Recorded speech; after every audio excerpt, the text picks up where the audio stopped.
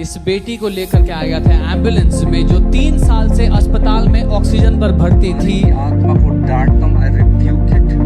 You foul demons, in the name of Jesus, leave Sheetal now. Believe करते हो अभी चंगा कर रहा है प्रभु? हाँ? और परमेश्वर ने देखो क्या महान काम हमारे बीच में किया है। शीतल आ जाओ, कम ऑन।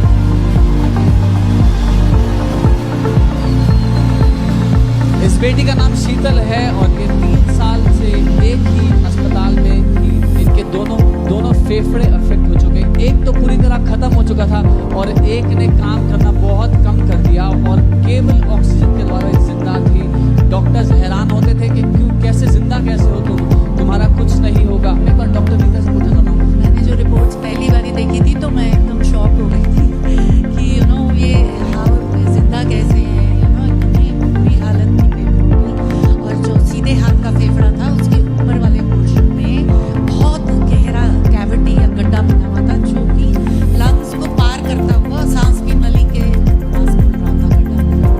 और उस लंग की शेप बिल्कुल चेंज हो गई थी, उसका मोस्टली पार्ट कोलैप्स हो गया था, कुछ था ही नहीं उसके अंदर। और लेफ्ट लंग का भी जो लोअर पोर्शन, उसमें भी गड्ढे हुए थे बहुत सारे। समझिए कि वो भी एक तरह से खत्म हो चुका। उस दिन ऑल नाइट की रात को जब ये उम्मीद के साथ यहाँ पर आई उस एम्बुलेंस में, परमेश्वर के दास ने इन पर हाथ रखा, प्रार्थना किया और आज ये अपने पांव पर चलती हुई आई हैं।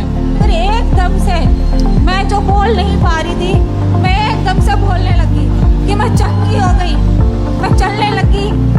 किसने चंगा किया तुम्हें? परमेश्वर ने। उसकी जितनी महिमा की जाए कम है। हालेलुया।